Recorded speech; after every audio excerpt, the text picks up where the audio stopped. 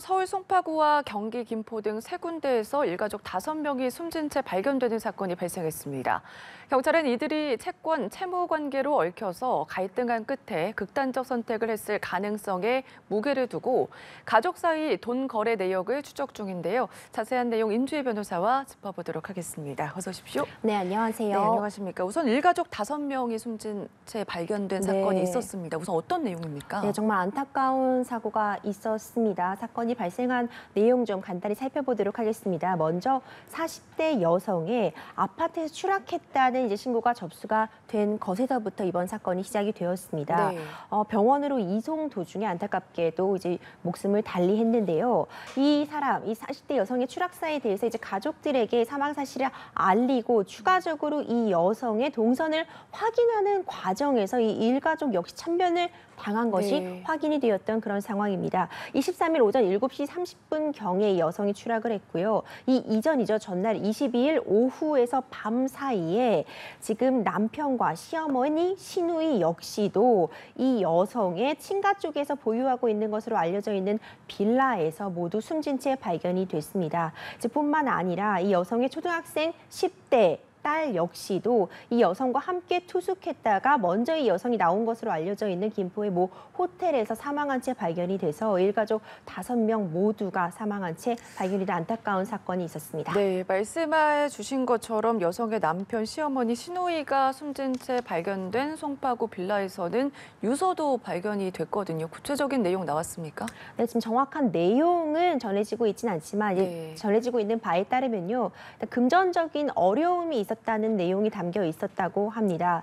가족 간에도 어떤 금전 거래가 좀 있었던 것으로 보이고 이 과정에서 가족 간의 불화도 있었던 것으로 확인이 되고 있습니다. 금전적인 어려움을 호소해 왔다고 지금 전해지고 있거든요. 네. 카드값 연체 부분이나 전기료도 못 내고 있었던 부분, 그 외에도 시누이는 직접 국민 기초생활수급자가 될 수 있느냐 이런 부분을 의뢰했던 점도 확인이 되고 있는 만큼 어떤 채권, 채무 갈등으로 인한 생활고가 어떤 문제가 되지 않았을까 이렇게 좀 추측을 하고 있고요. 이 송파구 거주지가 사실 원래 살던 곳이 아니라 이 시어머니와 시누이 역시도 이 보증금을 빼서 이 사망한 A 씨에게 이 40대 여성에게 좀 건네줘서 투자를 좀 맡겼던 것으로 좀 추정이 되고 있거든요. 그러면서 지금 원래 남편과 이 여성이 같이 거주했던 이 집으로 와서 함께 살고 있었던 것이 아닌가 이렇게 추측이 되고 있는 상황입니다. 네, 말씀해 주신 것처럼 경찰 조사에 따르면 일가족은 생활고에 시달렸던 것으로 확인이 되는 상황인데 숨진 아내는 지난 6월에 수억 원대 사기 혐의에 고소를 당한 것으로 확인이 됐고요. 빚 때문에 계속 도피 생활을 한 것으로 알려진다면서요? 네, 현재 이제 고소를 당한 사기죄로서 혐의를 받고 있던 상황으로 전해지고 있습니다. 네. 지인으로부터 2억 원대 사기 혐의로 피소를 당했는데요. 평소에 가족과 지인들에게 돈을 빌리기도 하고 때로는 자신에게 투자를 하라. 투자를 하면은 이제 돈을 불려주겠다 이런 얘기를 좀 하고 다닌 것으로 보입니다. 네. 그러면서 제대로 투자금을 지급하지 못하고 지인 간의 금전 거래가 문제가 생기면서 사기죄로 2억 원대가 넘는 금액으로 지금 고소를 당한 것으로 알려져 있고요. 실제로 이제 경찰에서 조사를 받으러 오라고 통보를 했는데 일단 1차적으로는 불응을 한 것으로 보입니다. 추가적인 날짜가 잡혀 있는 와중에 이런 부분도 어떤 극단적인 선택을 하는 데 있어서 좀 심리적인 압박감으로 작용하지 않았을까 하는 추측은 가능한 상황인데요. 네. 지금 이런 상황에서 본인 역시도 어떤 사기죄로서 어떤 극한의 상황에 몰린 와중에 가족들에게도 추가적으로 좀 금전적으로 좀 도움을 달라 이렇게 요청하지 않았을까 추측이 되고 있습니다. 네, 앞서서도 말씀을 좀 해주셨지만 안타깝게도 경기 김포시 한 호텔에서는 A 씨 부부의 딸이 또 숨진 채 발견이 됐습니다. 물론 조사를 조금 더 해봐야겠지만 타살 가능성도 나오고 있는데 사망 원인 나왔습니까? 네, 정말 안타깝습니다. 이 김포 이 한 호텔에서 이 추락사한 이 40대 여성과 이 딸이 함께 투숙을 한 점은 확인이 됐습니다. 그런데 다음 날 아침 이 여성, 추락한 여성만 이 호텔을 빠져나온 것이 확인이 됐고요. 추락한 이후에 이 여성의 동선을 확인하는 과정에서 딸이 혼자 이제 김포 이 호텔에서 이제 목숨을 잃은 그런 상태로 발견이 된 상황이기 때문에 사실상 타살 가능성에도 좀 무게를 두고 있는 상황입니다.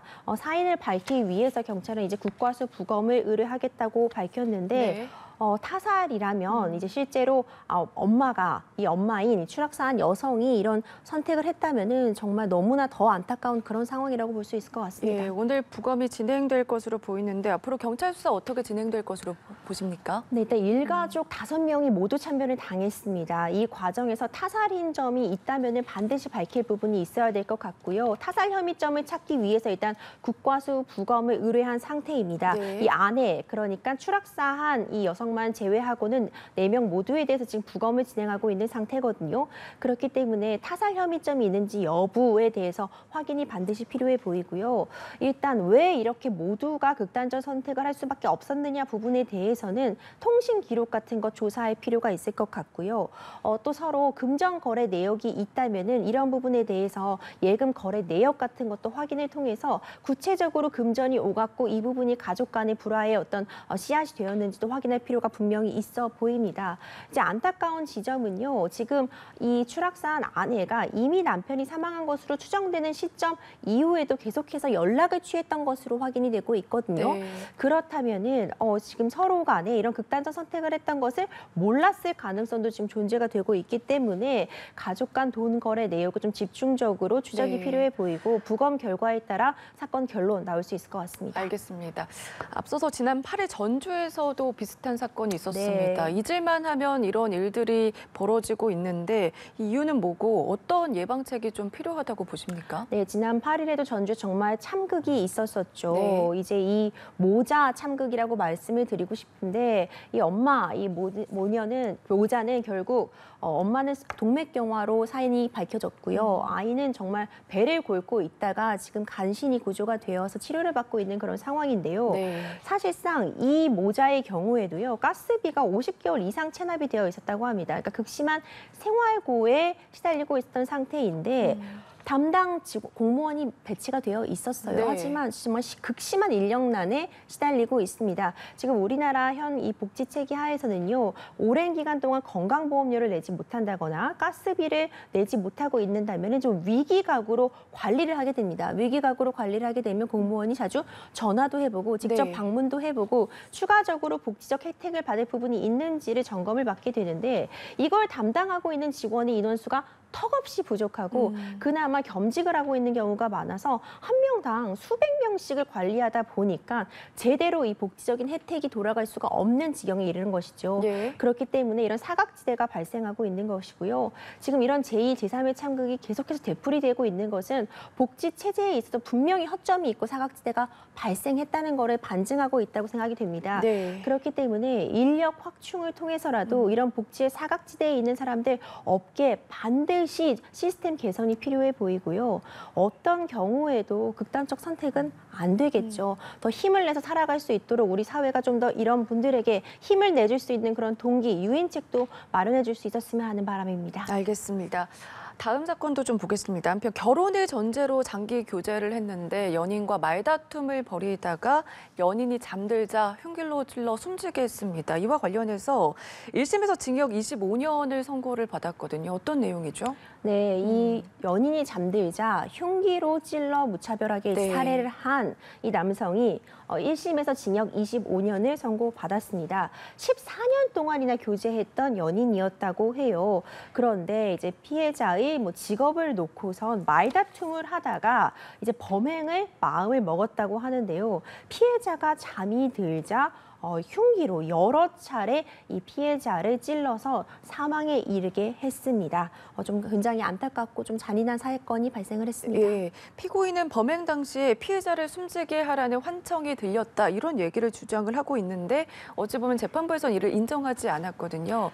네, 이 내용도 좀 짚어주실까요? 네, 그렇습니다. 이제 심신미약을 주장했던 것으로 보입니다. 심신미약이 있다면 이제 네. 우리 형법 체계 하에서는 어떤 사물을 변별할 능력이 부족한 상황 그리고 미약한 상태의 경우에는 감형을 할 수도 있는 것으로 규정을 하고 있습니다. 그러니까 이전과 달리 필수적으로 이런 심신미약 상태가 인정이 되면 감형을 해줘야 되는 것이 아니라 사건을 지켜봤을 때 이제 심신미약이 인정될 경우 감형을 해줄 수도 있는 거거든요. 이번 사안 보면은 피고인은 이제 처음부터 범행 당시에 환청이 들렸다. 네. 그리고 환각이 있었다. 이렇게 심신미약을 주장해 보려고 했던 것 같은데요. 네. 재판부의 입장에 따르면은 지금 여러 차례 흉기로 가격을 했고 피해자가 이제 손에 상처가 있는 것으로 봐서는 저항도 했던 것으로 인정이 되는데 그렇다면은 이렇게 극악무도하게 어떤 피해자를 좀 흉기로 난도질할 경우에 심신미약 상태라고 보기 어렵다 이렇게 좀 판단했던 것 같습니다. 그렇기 때문에 감경은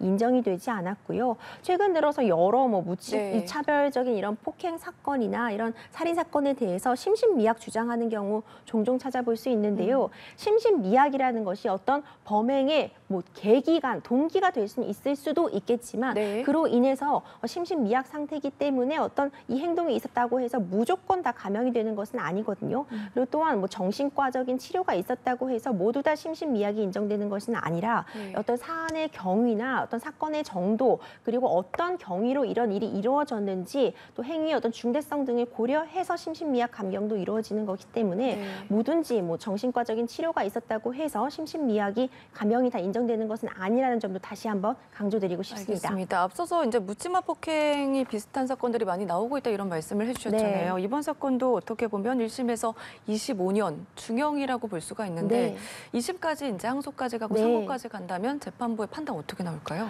네, 1심에서도 중형이 내려졌다고 볼 수 있겠지만요. 지금 피해자는 사망했습니다. 결코 이 사망한 유족들의 입장에서는 중형이라고 볼 수도 없을 것 같거든요. 심신미약 감경이 항소심이나 상고심에서 쉽게 다시 인정되기는 어려울 것 같고요. 다른 양형에 있어서 참작할 만한 요소들이 추가적으로 발견이 된다면 일부 감형이 있을 수 있겠지만 중형이 선고된 기조는 크게 변하지 않을 것이라고 생각이 됩니다. 알겠습니다. 여기까지 들어보겠습니다. 지금까지 임주혜 변호사와 함께했습니다. 고맙습니다. 감사합니다.